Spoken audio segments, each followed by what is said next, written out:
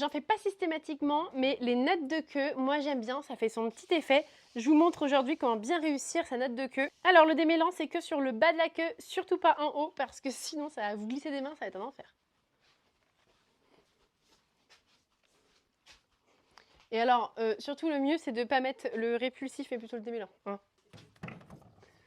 Voilà, ça sera beaucoup plus efficace. Et alors celui-là, goût vanille. Franchement, c'est un truc de ouf, ils sont vraiment trop bon.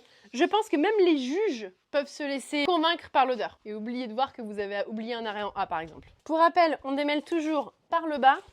Et l'idéal serait de changer de brosse à queue quand vous allez faire le haut pour pas mettre du démêlant dessus. Bon là j'en ai qu'une sous la main, je vais le faire quand même, mais c'est pas idéal. J'ai rien dit, j'ai une deuxième arme. Une fois qu'on a une belle queue, attention à la sécurité, si vous avez un cheval qui risque de vous mettre un coup ou quoi que ce soit, vraiment, on ne fait pas à la tresse de queue. Il faut vraiment avoir un cheval gentil, calme, vous mettez de l'anti-mouche avant, etc. Mettez-vous vraiment en sécurité parce que c'est très compliqué de natter comme ça. Donc on est obligé de se mettre derrière. En termes de sécurité, c'est pas fou. Donc on vient chercher un brin de chaque côté, un petit brin au milieu, et on vient commencer sa tresse. L'idéal, si vous avez, c'est de mettre de l'eau sucrée ou alors un produit exprès qui va coller un peu les crins. Et ensuite, on va venir rajouter de chaque côté un petit brin en serrant vraiment le plus possible. Et on continue comme ça. Il n'y a pas de règle sur la longueur. C'est la longueur qui vous plaît.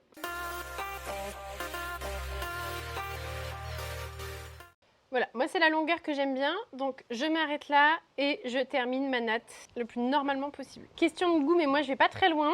Je sais qu'il y en a plein qui vont finir jusqu'au bout et qui vont remonter avec un truc Kirbic.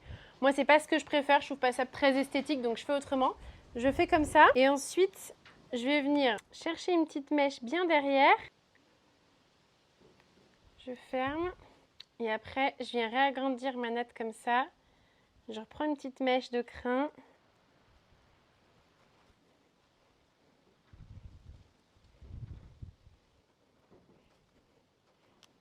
Voilà, et moi l'idée c'est que j'essaye de faire une petite finition en fait où, alors normalement il faut que ce soit un petit peu plus serré, mais là ça va, c'est correct, où on ne voit plus l'élastique et on n'a pas ce petit bout Kirbic là. Ce que je trouve compliqué c'est vraiment la finition sur ce genre de tresse de queue parce que sinon c'est pas très esthétique.